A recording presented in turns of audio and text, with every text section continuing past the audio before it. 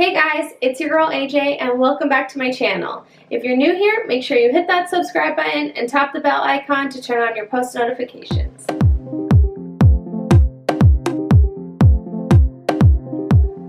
Alright you guys, I am back with another video, and as you can tell by the title, I want you to get naked with me. On today's video, I want to talk about a pretty controversial subject, and that's nude modeling. As you can see, I am stripped down today because I want to get open and honest with you guys about a topic that not a lot of people want to discuss. For me, I find a lot of empowerment from nude modeling. I love to get in front of the camera in my most vulnerable state and be able to look past all of my imperfections and all of the things that society says I'm not supposed to be and find beauty in that. One thing I love about nude modeling isn't just the confidence that it gives me, but also the ability to help other people. The fact that people can look at my images and be inspired by them, so that when they look in the mirror, they can find beauty, self-love, and confidence within their own bodies.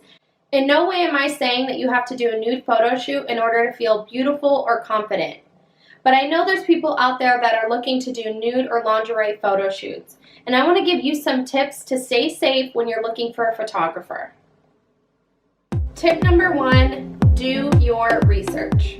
Doing your research seems pretty self-explanatory, but you would be surprised how many scams are out there.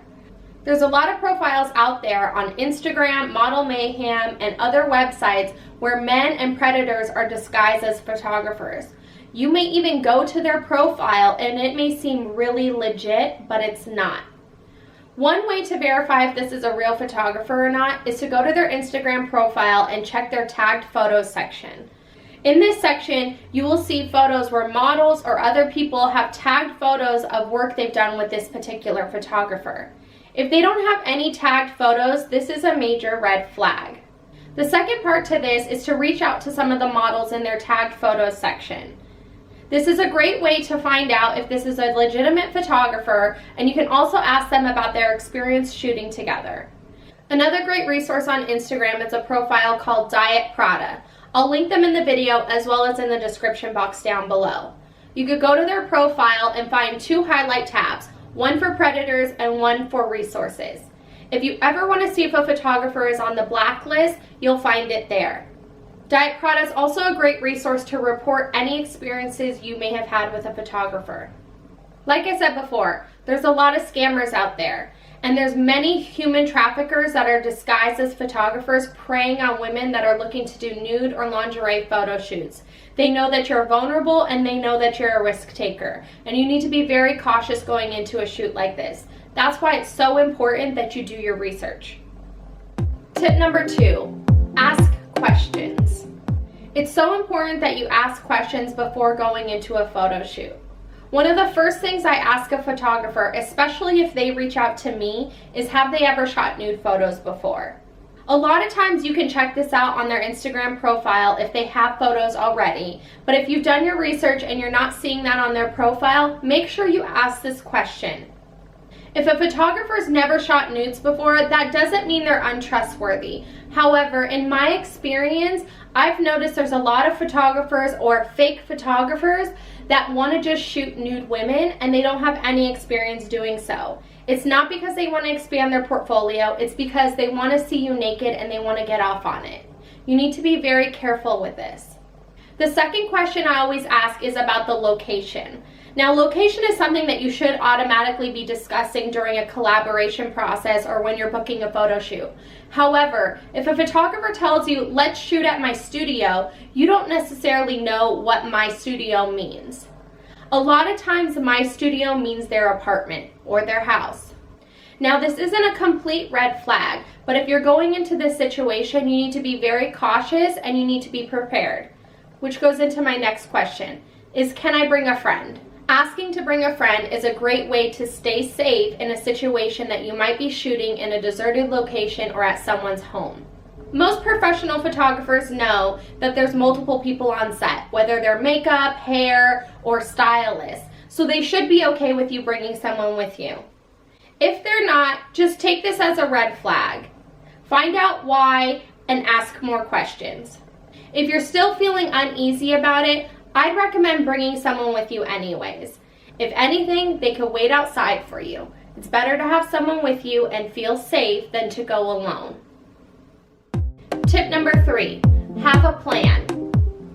Having and discussing a plan before going into a photo shoot is really crucial in staying safe, especially if you've never shot nudes before. A lot of people don't know what they're comfortable shooting, and sometimes a photographer will pressure you into shooting something that you don't necessarily want to do. Have a plan going into the discussion. If you're not comfortable shooting nudes, make sure you let them know that. If you're only comfortable shooting partial nudity or something like that, also discuss that with the photographer. And if you do get to a photo shoot and you decide that it's a safe and comfortable setting and you do want to do nude photos, even if it's for the first time, go for it. It's your body and you should be empowered to do whatever photos make you feel comfortable. Tip number 4, stay professional. Staying professional seems pretty obvious, but there are times just in your communication and your body language where you can lead a photographer to believe you want more than just the photos.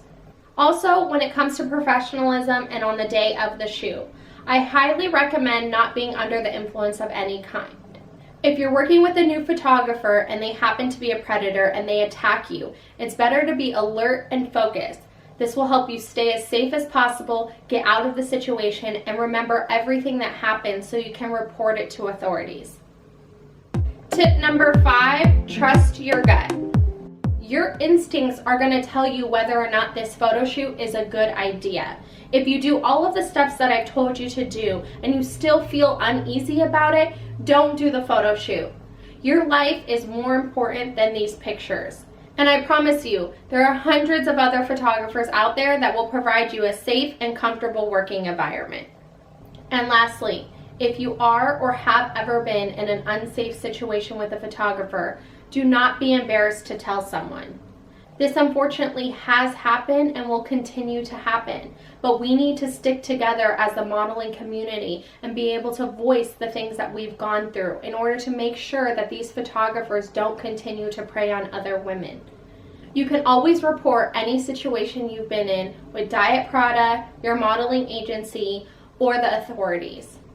Please don't hesitate to share your experience because you could be saving the life of another girl that may be in the same situation as you.